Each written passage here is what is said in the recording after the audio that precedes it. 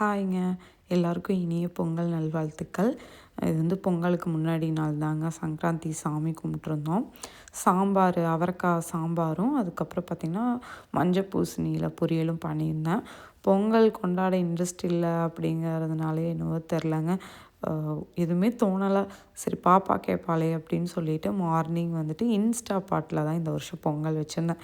எப்போவும் குக்கரில் வைப்பேன். இந்த வருஷம் வந்து இன்ஸ்டா பாட் புதுசாக வாங்கியிருக்கோம் இல்லையா, அதனால் இன்ஸ்டா பாட்டில் பொங்கல் வச்சு ரொம்ப சிம்பிளாக சாமி கும்பிட்டு முடிச்சாச்சுங்க. எனக்கு வந்து பொங்கல் மாதிரியே ஃபீல் ஆகலை. ஏன்னா வருஷத்தோட ஸ்டார்டிங்லேயே வந்து வீட்டில் பாட்டிலாம் இறந்துட்டாங்க. அதனால் மைண்ட் வந்துட்டு இதுக்கே தோணலை. இல்லைன்னா ஃபோன் பண்ணியாவது எல்லாருக்கும் விஷ் பண்ணுவோம், இல்லை கால் பண்ணி பேசுவேன். இந்த வருஷம் அது கூட எனக்கு தோணலை. அந்தளவுக்கு அப்செட்டாக தான் இருந்தேன் நான். இது வந்து ஒரு டிஃபன் பாக்ஸ் ரெசிபி தாங்க. நான் இது ஆல்ரெடி எடுத்தது தான். நான் வந்து லேட்டாக போஸ்ட் பண்ணுறேன், சாரி. இதுக்கு வந்து ஒரே ஒரு உருளைக்கிழங்கு வந்து தோல் சீவி எடுத்துக்கலாங்க. அரை பீட்ரூட்டு, கேரட் வேணுன்னா கூட நீங்கள் ஆட் பண்ணிக்கலாம். நான் இது 2 மட்டும்தான் ஆட் பண்ணியிருக்கேன்.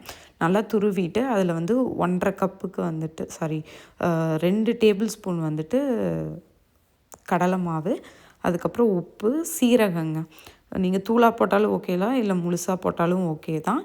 இதில் வந்துட்டு கொஞ்சம் கரம் மசாலா, செசமி சீடு, வெள்ளை எள்ளு இருக்கு இல்லையா, அது கொஞ்சம் போட்டுட்டு நல்லா தோசை மாவு பதத்தில் வந்து மிக்ஸ் பண்ணிட்டு அது கொஞ்சம் கெட்டியாக மிக்ஸ் பண்ணிவிட்டு அடை மாதிரி போட்டு எடுத்திங்கன்னா ரொம்ப நல்லாயிருக்கும்.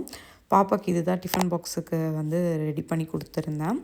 கொஞ்சம் தீஞ்சிருந்தாலே அவள் சாப்பிட்றது இல்லைங்க, அதை நான் நோட்டீஸ் பண்ணியிருக்கேன். அதனால் தீஞ்சிருந்ததுன்னா லைட்டாக அதை எடுத்து வச்சுருவேன். இந்த ரெசிபி ட்ரை பண்ணி பாருங்கள், எப்படி இருக்குன்னு சொல்லுங்கள். இன்னொரு விலாகில் பார்க்கலாங்க. பாய்.